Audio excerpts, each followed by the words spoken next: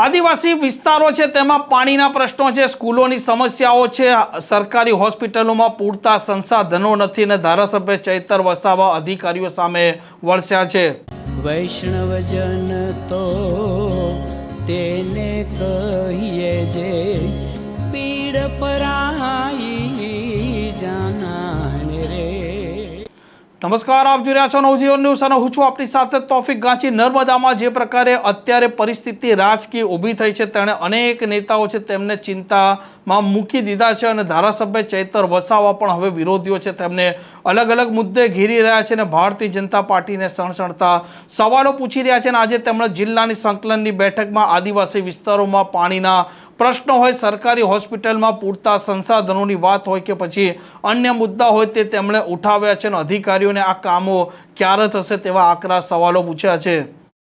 આજે કલેક્ટર શ્રી નર્મદાની અધ્યક્ષતામાં જિલ્લા સંકલન એવં ફરિયાદ નિવારણ સમિતિની બેઠક હતી, જેમાં જિલ્લા પંચાયતના પ્રમુખશ્રી, સાંસદશ્રી, ધારાસભ્યશ્રીઓ અને તમામ શાખા અધિકારીઓની ઉપસ્થિતિમાં નર્મદા જિલ્લાના પ્રજાના હિતને લગતા પ્રશ્નોની આજે વિગતે ચર્ચાઓ થઈ છે અને સકારાત્મક રીતે ચર્ચાઓ કરીને નર્મદા જિલ્લાના લોકોના સારામાં સારા કામ થાય એ દિશામાં આજે સકારાત્મક બધી ચર્ચાઓ થઈ છે।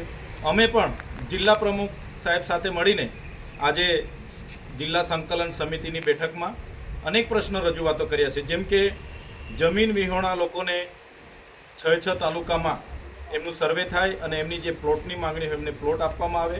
એ જ પ્રકારે નર્મદા જિલ્લામાં પણ MRI, CT સ્કેન અને સબવાહિની જેવી સુવિધાઓ ઉપલબ્ધ થાય।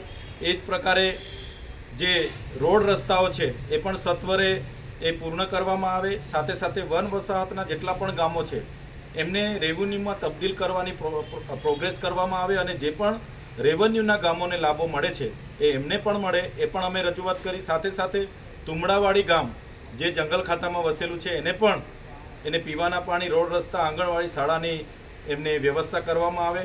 એ જ રીતે આશ્રમ શાળાઓમાં અભ્યાસ કરતા બાળકોને સવારે નાસ્તો અને ભોજન અને સાંજે પણ કઢી, ખીચડી, કઠોળ અને રોટલી જેવી વ્યવસ્થા જે સરકારની ગાઈડલાઈન પ્રમાણે ભોજન તૈયાર થાય છે એ એમને પણ મળે, એ પણ અમે રજૂઆત કરી। સાથે સાથે જે પેન્ડિંગ દાવાઓ છે એને પણ સરકારશ્રી જિલ્લા સ્તરીય વન સમિતિની બેઠક બોલાવી સત્વરે પૂર્ણ કરે એવી અમારી માગણી છે। બીજી આજે ખાસ રજૂઆત મહત્ત્વની એ પણ કરવામાં આવી છે, ગ્રામ પંચાયતમાં કામ કરતા VCથી લઈ સર્કિટ હાઉસ પર, તાલુકા પંચાયત, જિલ્લા પંચાયત અને કલેક્ટર કચેરી સંલગ્ન તમામ કચેરીઓમાં, બાંધકામ, વન વિભાગની કચેરીઓમાં કામ કરતા પટાવાળા હોય, સિક્યુરિટી ગાર્ડ હોય કે રોજમદાર હોય કે સર્કિટ હાઉસ ઉપર કામ કરતા તમામ લોકો માટે સરકારશ્રીએ નક્કી કરેલા ધારા ધોરણ મુજબ લઘુત્તમ વેતન ધારા મુજબ એમને પગાર આપવામાં આવે અને તમામ પ્રકારના લાભ એમને આપવામાં આવે એવી આજની જિલ્લા સંકલન સમિતિની બેઠકમાં અમે રજૂઆત કરી છે। સાથે સાથે નેશનલ હાઈવે ઓથોરિટી દ્વારા વડિયા પેલેસના જે દુકાનદારો છે એમને ડિમોલેશન કરવામાં આવ્યું છે, ત્યારે એ નિરાધાર લોકો છે, નાની રોજગારી કરીને પોતાનો જીવન નિર્વાહ કરે છે, એમને પણ ત્યાં પોતાની નાની દુકાન ચાલુ રાખવા દેવામાં આવે એની પણ અમે વાત કરી છે।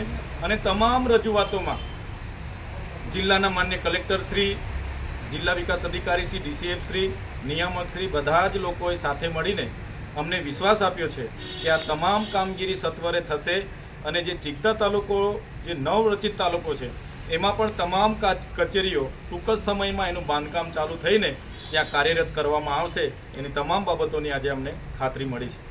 આ પ્રકારના સમાચાર માટે નવજીવન ન્યૂઝ ચેનલ સાથે જોડાયેલા રહો। નમસ્કાર।